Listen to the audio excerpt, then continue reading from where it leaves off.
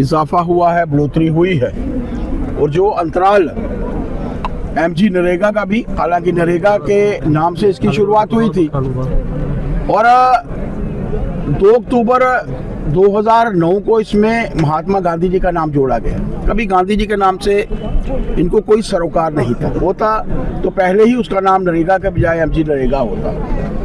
कांग्रेस ने हमेशा से भगवान राम जी के नाम का विरोध किया है।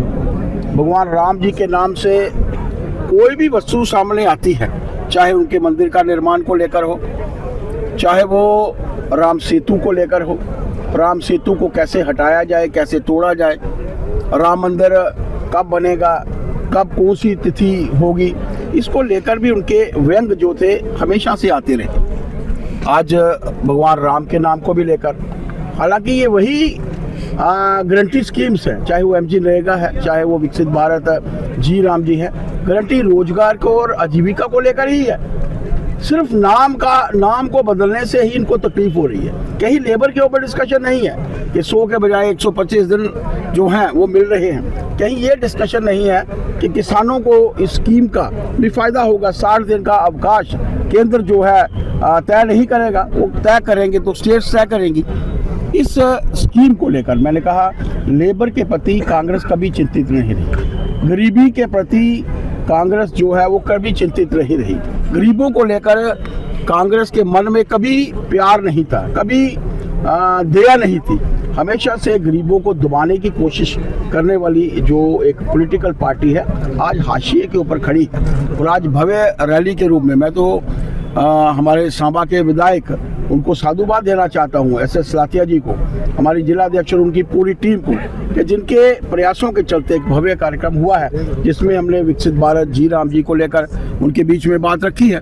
वो आंकड़े भी उनको बताए हैं कि कितना भ्रष्टाचार, कहाँ 1 करोड़ से भी कम लोगों ने उनको आजीविका मिली थी कांग्रेस के समय में, और आज 12 करोड़ लोगों को आजीविका जो थी, एमजी नरेगा में ही मैं बात कर रहा हूँ, एमजी नरेगा में 12 करोड़ लोगों को भारतीय जनता पार्टी एनडीए के समय में जो थी वो आजीविका मिली। एक भ्रष्टाचार था, उस भ्रष्टाचार को खत्म करके प्रधानमंत्री जी ने बता दिया है कि विकसित देश अगर हमारा भारत बनना चाहता है, अगर हम लोग चाहते हैं वो विकसित देश बने, तो हम लोगों को भ्रष्टाचार जो है वो मिटाना होगा। मैं पुनः सलाथिया जी को बहुत साधुवाद देना चाहता हूँ। काफ़ी समय के अंतराल के बाद चुनावों में तो ऐसी भीड़ जुटती है, क्योंकि चुनावों में एक माहौल बना होता है, लेकिन बगैर चुनावों के भी, बगैर बिन मौसम की जो बरसात हम लोग कहते हैं, बगैर चुनावों के भी सलाथिया जी ने इतनी अपार कार्यकर्ताओं को इकट्ठा करके बता दिया है कि वो पीछे नहीं है। मुझे अशोक कोल जी के साथ, डॉक्टर मनियाल जी के साथ और पार्टी के सभी प्रमुख कार्यकर्ताओं के साथ, हमारे महामंत्री उपाध्यक्षा के साथ मिलकर इस कार्यक्रम को अटेंड करने का मौका मिला है। मैं दोनों को साधुवाद दूंगा। सर, कांग्रेस ये भी कह रही है कि हम इसे रोल बैक करेंगे। चीजें तो स्पष्ट है, लेकिन कहीं ना कहीं ये कहना क्या दर्शाता है सर? कहाँ से रोल बैक करेंगे? कौन सी जगह से रोल बैक करेंगे? कहाँ उनकी सरकारें हैं? जहाँ जहाँ पर भ्रष्टाचार हुआ है, लोगों ने खड्डे खोदे, खड्डे बड़े खड्डे, उनको खोदा गया, फिर भरा गया, फिर खोदा गया, यही तो काम किया है। सीधे तौर पर ग्रामीण विकास मंत्रालय के ये आंकड़े हैं, मेरे अपने आंकड़े हैं नहीं।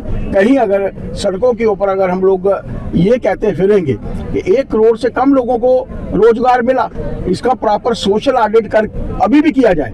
मैं तो चाहूँगा, एक मेंबर पार्लियामेंट होने के नाते मैं तो चाहूँगा कि इसका सोशल ऑडिट की रिपोर्ट्स आनी चाहिए सामने। वो 0.76 करोड़ लोगों के नाम, और जो उन्होंने कहा था, आप सोचिए कि कितने भ्रष्टाचारी हैं ये लोग।